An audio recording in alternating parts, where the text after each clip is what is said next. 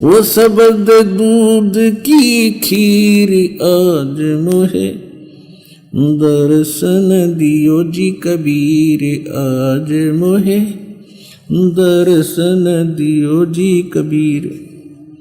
हिंदू के तुम देव कहाए, हिंदू के तुम देव कहाए, मुसलमान के पीर आज मोहे दर्शन दियो जी कबीर आज मोहे दर्शन दियो जी कबीर। दोनों दीन का झगड़ा छिड़ गया, दोनों धर्मों का झगड़ा छिड़ गया, वहाँ टोहे ना पाए शरीर आज मोहे दर्शन दियो जी कबीर आज मोहे दर्शन दियो जी कबीर। धर्मदास की अर्ज गुसाई, धर्मदास की अर्ज गुसाई, बेड़ा लंगाइयो पर ले तीर आज मोहे दर्शन दियो जी कबीर आज मोहे दर्शन दियो जी कबीर। अब हम जो आज सिद्ध करना चाह रहे हैं आपको, वेद बताते हैं ऋग्वेद मंडल नंबर 9 सूक्त 86 का 86 का 26 और 27 मंत्र। उसमें क्या लिखा है कि परमात्मा धूलोक के, धूलोक माने उस तेजो में स्थान सतलोक के, सतलोक एक पृथ्वी है, उसका कलर वाइट है, जैसे कि तक काले रंग की मिट्टी होती है और कहीं पर लाल रंग का बालू रेत होता है, तो उस परमात्मा वहाँ की जो मिट्टी है कंप्लीट एक कलर की है और सफ़ेद है और उसमें से बहुत ज़्यादा प्रकाश निकल रहा है। और वहाँ पर जितने भी वृक्ष हैं, पेड़ पौधे हैं, सभी वाइट कलर के हैं। वाइट हैं लेकिन उनके अंतर होता है, प्रत्येक फल का थोड़ा सा हटकर कलर होता है, पत्तों का थोड़ा सा हटकर होता है, पेड़ का हटकर होता सफ़ेद ही है। तो वहाँ क्या बताते हैं कि वो परमात्मा उस धूल लोक के, उस सतलोक के तीसरे पोर्शन में, थर्ड पार्ट में टॉप पर विराजमान है। वहाँ 3 विभाग हैं उस सतलोक के। जैसे दिल्ली है अपना राजधानी, तो दिल्ली के 3 पोर्शन हैं। एक तो बाहरी ग्रामीण क्षेत्र है, वो दिल्ली स्टेट ही कहलाता है, और फिर वो क्षेत्र है जहाँ बाजार बने हुए हैं,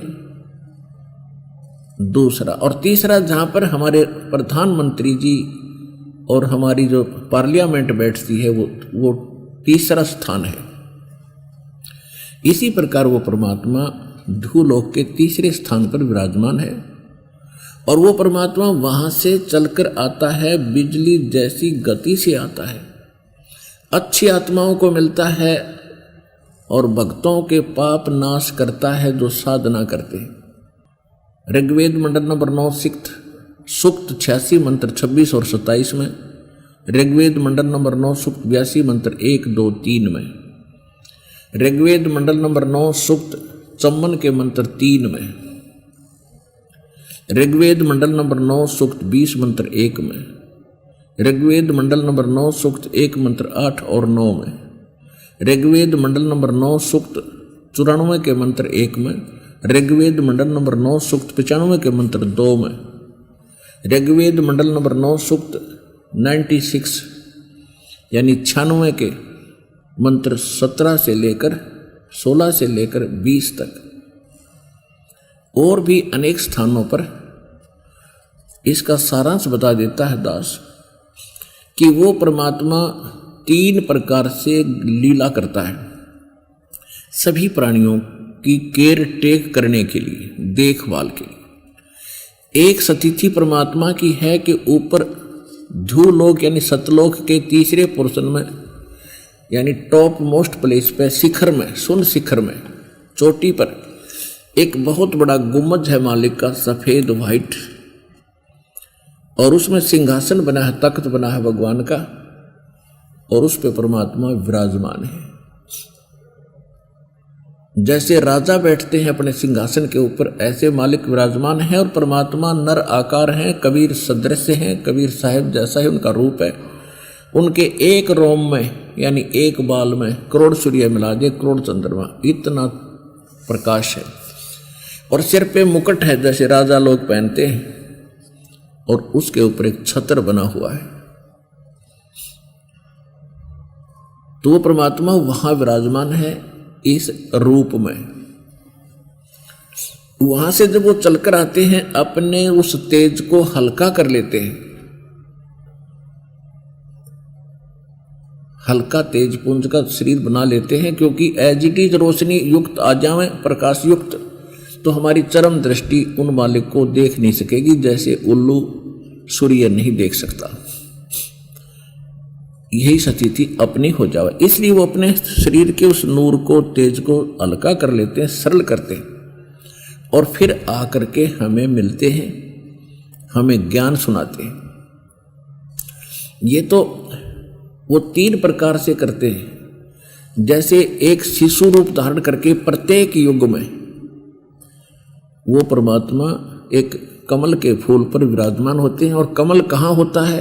अंडरस्टूड है, जल में होता है, सरोवर में होता है। जिस कारण से यानी परमात्मा सतलोक से चलकर आने के आकर कमल के फूल यानी जल के ऊपर विराजमान होने से यही कबीर भगवान नारायण उपमात्मक नाम से भी प्रसिद्ध होते हैं। आज तक हम नारायण मानते रहे श्री विष्णु जी को, जो शेष नाग की सैया पर लेटा हुआ है, और इसी को हम सत्यनारायण कहने लगे। चलो नारायण तो मान लें क्योंकि पानी के ऊपर बैठा है, लेकिन सत्यनारायण तो नहीं है। सत्यनारायण माने अविनाशी। और ये श्रीमद देवी भागवत सचित्र मोटा टाइप गीता प्रेस गोरखपुर से प्रकाशित उसके पृष्ठ नंबर 123 पर स्वयं स्वीकार करते हैं विष्णु जी, अपनी माता की स्तुति करते हैं दुर्गा की, कि हम आपकी कृपा से ही विद्यमान हैं। हमारा तो आविर्भाव माने जन्म, तिरोभाव माने मृत्यु होता रहता है, हम अविनाशी नहीं है। तो हम श्री विष्णु जी को सत्यनारायण मानकर उसकी कथा सुना और सुनते थे। सत्यनारायण का अर्थ है सत साहिब। साहिब माने भगवान, नारायण माने भगवान, और सत्य माने अविनाशी। नारायण शब्द का अर्थ क्यों बोला गया भगवान के लिए? क्योंकि नार माने जल होता है, और आयन माने उस पर आकर विराजमान होने वाला। तो नारायण जल पर विराजमान होने वाले एकमात्र परमात्मा कबीर जी हैं। चारों युगों में आते हैं, और चारों युगों में एक लीला ऐसी ही करते हैं, और वहां से कोई निसंतान उनको उठा ले जाती है परिवार, फिर वहां वो अपने परवरिश की लीला उनकी कंवारी गायों से होती है। कंवारी गायों का दूध पीकर भगवान लीला में शरीर से बड़े होते हैं। एक पूरा जीवन एक नागरिक, जेंटलमैन और अच्छा भक्त, अच्छा सतगुरु और अच्छे संत की वो भूमिका करके, और एक अच्छे नागरिक की कि अपना करके खावे और लेकर देवे, वो भी करते हैं। तो वो लीला भगवान स्वयं करके जाते हैं, हमारे लिए उदाहरण छोड़ जाते हैं, और अपनी वो सच्चिदानंद घन ब्रह्म की वाणी द्वारा अपने मुख कमल से बोल बोल कर वो ज्ञान सुनाते हैं, जिसका अभाव हमारे सदग्रंथों में इस काल भगवान ने कर दिया होता है। तो यहां जो प्रमाण हम बता रहे हैं आपको, इन वेद मंत्रों में जो अभी आपको बोलकर सुनाई दास ने, इनका सारांश यही है कि वो परमात्मा जब शिशु रूप धारण करके आता है, अपने सतलोक से जब शिशु रूप धारण करके आता है, तो ऋग्वेद मंडल नंबर 9 सूक्त चमन के मंत्र 3 में लिखा है कि वो परमात्मा सभी भवनों, सभी लोकों के ऊपर ऊर्ध्व भाग में, ऊपर के भाग में शिखर में, शून्य शिखर में विराजमान है, वहां बैठा है। और वहां से फिर अन्य मंत्रों से जो आपको बताया, इन सभी का सारांश यह है कि वहां से गति करके आता है। और जब वो शिशु रूप धारण करता है, ऋग्वेद मंडल नंबर 9 सूक्त 96 के मंत्र 16 से लेकर 20 तक, क्योंकि ये ज्ञान भगवान ने खुद दिया है, जो उन्होंने जैसे लिखना था लिख दिया। 16वें मंत्र में, ऋग्वेद मंडल नंबर 9 सूक्त 96 के मंत्र 16 में कहा कि हे परमात्मा, आप अपना वास्तविक नाम बताएं, उसका ज्ञान कराएं, आपका वास्तविक नाम क्या है।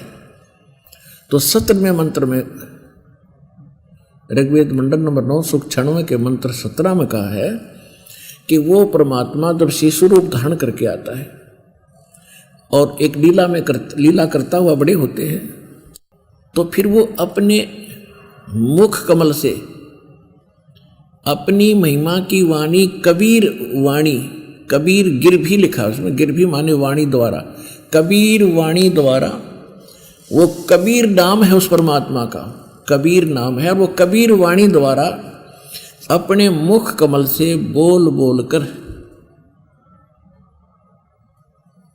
वो लोकोक्तियों के माध्यम से, कविताओं से, यानी चौपाइयों के माध्यम से, दोहाओं के माध्यम से और लोकोक्तियों के माध्यम से परमात्मा यानी पद्य भाग में वो ज्ञान सुनाते हैं। वो कबीर वाणी के द्वारा ऊंचे स्वर में कहीं भी खड़ा होकर के आवाज लगानी शुरू कर देते हैं और वो उसके अनुयायी उसको नोट कर लेते हैं। वो कबीर वाणी कहलाती है, जिस कारण से ऋग्वेद मंडल नंबर 9 सूक्त 96 के मंत्र 18 में ये कहा है कि जिस कारण से वो अपने मुख कमल से, कविताओं से, यानी दोहों के, चौपाइयों के माध्यम से ज्ञान बोलते हैं, जिस कारण से वो एक प्रसिद्ध कवि की भी उपाधि प्राप्त करते हैं। यानी प्रसिद्ध कवियों में से भी उनका एक गणना होती है, लेकिन वो भगवान होते हैं, अन्य कवि ही होते हैं। इतना निर्णायक ज्ञान दिया हमारे सदग्रंथों में, और उसी का समर्थन आज कौन कर रहे हैं? वो महापुरुष जिनको परमात्मा सीधे मिले और सचखंड लेकर गए, सतलोक लेकर गए, जहां हमने जाना है, जिसके लिए हमने प्रयत्न करना है, साधना करनी है, भक्ति करनी है, उसको प्राप्त करके ही हम सुखी होंगे। जैसे श्रीमद् भगवत गीता अध्याय नंबर 18 के श्लोक नंबर 62 में ये गीता ज्ञानदाता कहता है कि अर्जुन, कोई एक परम शक्ति है, पूर्ण सुखदायी है, शांतिदायक है, जो मेरे से अन्य है। इसलिए कह रहा कि अर्जुन, तू सर्वभाव से उस परमेश्वर की शरण में जा, उसकी कृपा से तू परम शांति को और सनातन परम धाम को, शाश्वतम स्थानम, उस सतलोक को प्राप्त होगा। गीता अध्याय नंबर 15 के श्लोक 4 में कहा है कि जब तत्वदर्शी संत मिल जाए, क्योंकि गीता ज्ञानदाता गीता अध्याय नंबर 4 श्लोक 32 और 34 में ये स्पष्ट कर देता है कि पूर्ण परमात्मा अपने मुख कमल से एक तत्व ज्ञान का प्रकाश करता है, बोलता है, सुनाता है, और उसके अंदर इन धार्मिक अनुष्ठानों की विस्तार के साथ जानकारी दी गई होती है। उससे मैं परिचित नहीं हूं। चौथे अध्याय के 34वें श्लोक में कहा कि उस तत्व ज्ञान को तू तत्वदर्शी संतों से पूछ। यदि गीता ज्ञानदाता को ज्ञान होता तो एक अध्याय और बोल देता कि बिजली पड़े थी, उसको पता नहीं था। ऑप्शन छोड़ दिया कि तत्वदर्शी संत है, उस परमात्मा के गूढ़ रहस्य को जानते हैं, उनसे संपर्क साध, उनको विनम्र भाव से दंडवत प्रणाम करके प्रश्न पूछ, फिर वो तत्वदर्शी संत तुझे उस परमात्म तत्व का यथार्थ ज्ञान बताएंगे। तो 15वें अध्याय के 4 श्लोक में श्रीमद् भगवत गीता में कहा कि जब तत्वदर्शी संत तुझे मिल जाए, उस तत्व ज्ञान रूपी शस्त्र के द्वारा इस अज्ञान को हटाकर काट के उसके पश्चात परमेश्वर के उस परम पद की खोज करनी चाहिए, जहां जाने के बाद साधक फिर लौटकर कभी संसार में नहीं आते। और जिसने सभी ब्रह्मांडों की रचना की है, यानी संसार रूपी वृक्ष की प्रवृत्ति जिससे विस्तार को प्राप्त हुई है, और केवल उसी की भक्ति कर और किसी की नहीं, मेरी भी भक्ति त्याग दे। अब ये अपनी स्थिति बताता है गीता ज्ञानदाता दूसरे अध्याय के 12वें श्लोक में, चौथे अध्याय के 5 और 9 श्लोक में, और 10वें अध्याय के 2 श्लोक में, कि कहता है कि अर्जुन, मेरे और तेरे बहुत जन्म हो चुके हैं, आगे भी होंगे और पहले भी हुए हैं, और उनको तू नहीं जानता, मैं जानता हूं। मेरी उत्पत्ति को ना तो देवता जानते, ना ब्रह्मा विष्णु महेश जानते, ना ऋषि जानते, क्योंकि ये मेरे से उत्पन्न हुए। तो पिता की उत्पत्ति को पुत्र संतान नहीं बता सकती, पुत्री नहीं बता सकती। कौन बताएगा? दादाजी बताएगा, जो पिता का पिता बताएगा। तो सबका जो पिता है, जिसको परम पिता हम कहते हैं, वो कबीर देव हैं, कबीर साहब हैं। उन्होंने आके बताया इस ज्योति निरंजन की उत्पत्ति और ब्रह्मा विष्णु महेश की उत्पत्ति, दुर्गा की उत्पत्ति। आज तक विश्व में कोई बताने वाला नहीं था। उसके बाद इस दास पर दया हुई है, जो आपके सामने भगवान के गूढ़ रहस्य को खोला है।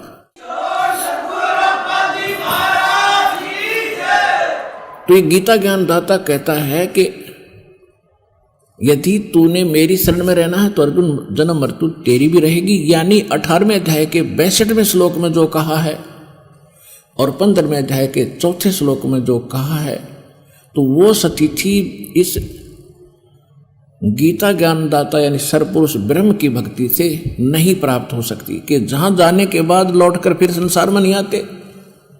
और जो शाश्वत स्थान है, जहां परम शांति है, तो उसको ही प्राप्त होगी परम शांति, जो पूर्ण रूप से मोक्ष प्राप्त करके उस स्थान पर चला जाएगा जहां जाने के बाद फिर लौटकर संसार में नहीं आना पड़ता। तो उसके लिए गीता ज्ञानदाता खुद कहता मुझे बात पता नहीं। उसके लिए तत्वदर्शी संतों की खोज करने के लिए कह दिया। तो वो तत्वदर्शी संत कौन कौन थे? आदरणीय धर्मदास साहिब जी, आदरणीय मुल्कदास साहिब जी, आदरणीय नानक साहिब जी, आदरणीय दादू साहिब जी, आदरणीय गरीबदास साहिब जी, गांव छुड़ानी, जिला झज्जर हरियाणा वाले, आदरणीय गीसा दास साहिब जी, गांव खेखड़ा, जिला बागपत, यूपी वाले, और आदरणीय स्वामी रामानंद जी, काशी वाले। तो ये महापुरुष थे तत्वदर्शी संत। और उनके बाद ये दास है वो तत्वदर्शी संत, ना बीच में कोई रहा और ना पहले था और ना आगे होगा। तो कहने का भाव ये है कि अब जो प्रसंग चल रहा है कि गीता वेदों में क्या बताया है, ऋग्वेद मंडल नंबर 9 सूक्त 96 के मंत्र 8 में 18 में 17 और 18, 19, 20 का सीधा सा बता देता हूँ।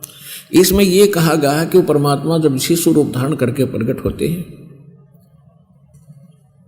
और बड़े होते हैं तो अपने मुख कमल से वो कबीर वाणी बोलते हैं, कबीर गिरभी। कबीर वाणी के द्वारा अपनी महिमा का ज्ञान वो स्वयं बोलते हैं, उच्चारण करके बोलते हैं, कविताओं से बोलते हैं, लोकोक्तियों के माध्यम से बोलते हैं, जिस कारण से वो प्रसिद्ध कवि भी कहलाते हैं, लेकिन वो परमात्मा होते हैं। और उनके ढेर सारे अनुयायी बन जाते हैं। उनके एक मुखिया रूप में यानी एक राजा के समान, उनका एक कमांडर के समान एज ए गुरु परमात्मा रहते हैं। उनको यथार्थ ज्ञान बताते रहते हैं, बुराइयों से बचाते रहते हैं। वो सभी उस गुरु का बड़ा आदर करते हैं जो परमात्मा स्वयं आते हैं। और उस परमात्मा के द्वारा बोली गई वो अमृतवाणी उनके अनुयायियों के लिए अमृत तुल्य होती है, उनको बहुत अच्छी लगती है। तो इस प्रकार वो परमात्मा मनुष्य की सदृश आता है, जैसे मनुष्य कपड़े दूसरे पहन लेता है, ऐसा लिखा है वेद में। कभी दिखाऊंगा रात्रि के समय, क्योंकि दिन में वो दिखते नहीं। तो वो ऐसा